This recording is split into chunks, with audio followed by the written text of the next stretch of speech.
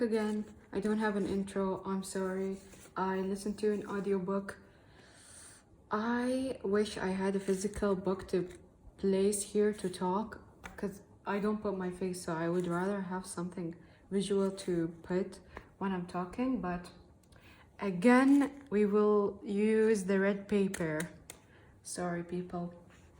I feel audiobooks are way easier to get through than physical books, obviously because someone else is reading them for you and you're just listening. But because I go on long road trips, my job makes me go on long road trips, so I have to just listen to an audiobook while I'm on a road trip so that I don't die of boredom. The book I want to talk about today it has like a word that I've never heard in my life. But then again, English is not my first language. I heard a bunch of people say Salam of the Unbuilt. Wait, what is it called? Okay, after checking, it's called A Psalm for the Wild Built. And it's a science fiction book about, let's say it's solar punk, because it's not dystopian in any way. It's not it could be utopian, but it's the kind of utopia that's like not perfect. Is the kind of utopia that we are striving to create through modern technology. So it's us modern people, our way of what the future should look like, preferably. So solar punk, I think it's called that. A lot of people say it's called solar punk. It's not like futurism. So the books written in the past about technology and stuff, that kind of future is called futurism. And then that created a lot of aesthetics. So it has a specific aesthetic that's different than futurism. So it's not very like Astro Boy-y. I keep mentioning Astro Boy in these like robot videos. I literally made two and I'm like, I made these robot videos. But in Astro Boy, it's like futurism, I would describe it, or utopian futurism. Like what the future would look like from the 60s. This is not that. This is a future that's like solar punk. So it's sustainable energy and biodegradable buildings. And the technology doesn't need to be consumed and destroyed. You have the same like phone your whole life and stuff. And the thing about this book is they're not living on Earth, and I thought they were living on Earth the whole book until like the last couple of pages when the main character was like we live on Panga, a moon, like for this other planet, and I was so confused. But then it's not really the main story of the story. So basically, if I would say what their world is like, it would be like Dune, I think. So we have Dune here, just for visual reference. Dune is similar to kind of what this is. It's very Star Warsy. It's kind of like other planets and stuff. But it's not about like a war or there's like this this bad guy they want to destroy. It's very I think what they're calling now cozy science fiction, which is really nice. I like cozy stuff, so this book was really comfortable to read. There were vast descriptions of nature and the joy of looking at life, and the joy of drinking tea and spending time with people and stuff. So it's completely not like these huge science fiction books that were written in the past. I haven't read Dune, by the way. I've gotten like this much in. Wait, I didn't get a lot into Dune, but I watched the movies, and I really like the lore of the world and how like robots were they had like this war with the robots and stuff. But this is not what we want to talk about now. We want to talk about this book. I feel like I confused you. I am very confusing in these videos, so I'll try my best to not be confusing. Let's go back to A Psalm for the Wild-Built.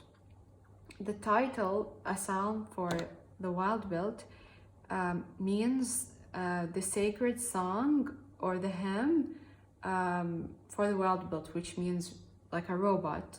And in this world, there are these robots on this planet, and when they gained consciousness, they were released of their human overlords, I guess, and they were allowed to roam the wild. Or they decided, because humanity gave them the choice to either live with humanity, like they would get the same rights as all humans, or they can do whatever they want. So they decided to just go to the wild and be free. That's why they're actually, that's not why they're called Wild-Built. When you read the book, you will find out why they're called Wild-Built. And the story is about this character that's I'm not sure if it's a, anyway, it's a character, and the character is a monk, and this monk has, like, this monk is in like this religion that's new, so it sounds like nothing I've ever heard before, and the monk is like the follower of a goddess or a god called Alaleya, and the symbol of the god is a bear. So the story revolves around this character just trying to leave their mundane life in the city, or they're just tired of the congestion of the city and the tiresome way that that city life is, and this character wants to escape the mundanity of the routine in the city. So this character becomes a tea monk, and the tea monk basically goes around different villages and just listens to people's problems and give them tea. So far we understand the social aspect of this planet, and how cozy it is, and how they solved humanity's problems, and they live in a very nice humanity. They live in a nice planet. So they're nice people, they live in a nice place, and everything is good. But this character is just so depressed with their life, and all they want to do is run away and go to the wild, because this character wants to listen to crickets, and they find the character kind of goes on this adventure to find this place called the Hermitage. So it's a huge temple that's abandoned and left on the mountains. And as I said before about the robots, so they decided to live in the forest, right? And this character finds this robot in the middle of the forest. And this robot is what's described in the title as Wild-Built. And I like this aspect of the story. I'm gonna spoil it now, so I'm gonna hold this up like I did the last video, and when I stop holding it, you know that I'm not spoiling it. This robot is Wild-Built because the original robot, so let's say a couple of years, not a couple of years, maybe decades passed since the robots have gone into the wild, and a bunch of generations of robots came after. But I was confused. I was like, why aren't they immortal? They can't just be immortal, you know, and just watch life go by. So the robot, his name is, or the robot's name, because it's an it, I think the robot has like makes this statement that it's an object, so that's why I'm saying it like describes that it's fourth generation, like a bunch of generations of robots. And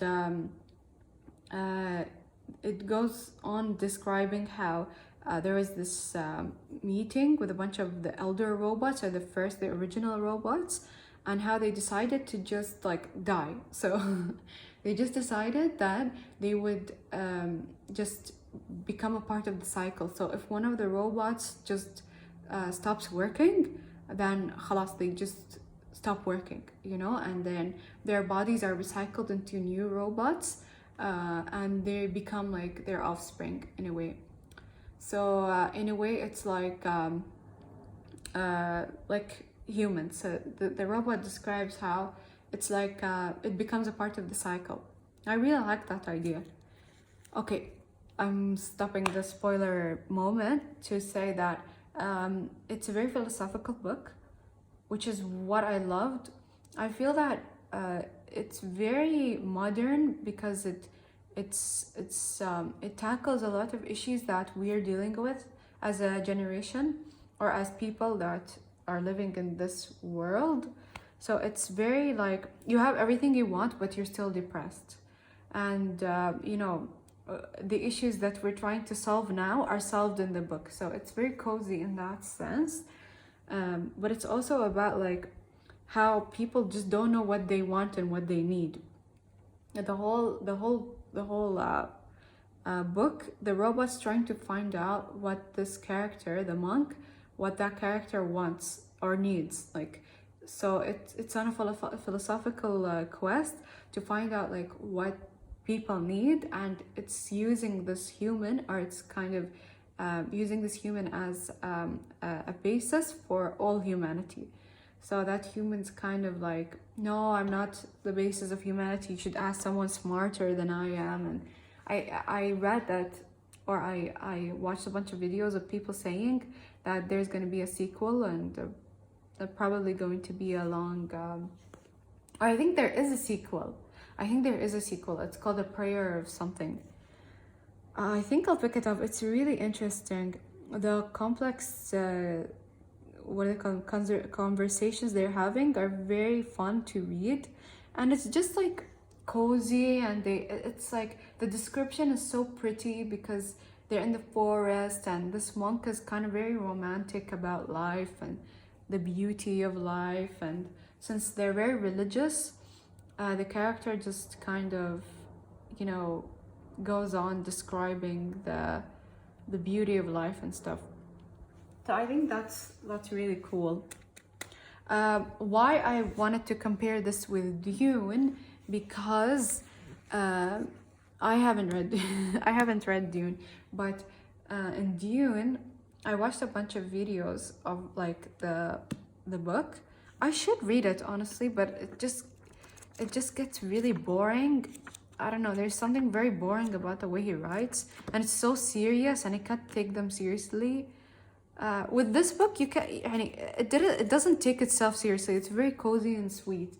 But with this book, it takes itself so seriously. Like, they're real people, but they're in space, and they're fighting with big worms, and I can't take it seriously. But the movie made me take it seriously. Anyway, this book is kind of similar to this because it's very interstellar travel and stuff like that, and they're living on a planet that's not Earth, but I'm assuming that this is far away in the future.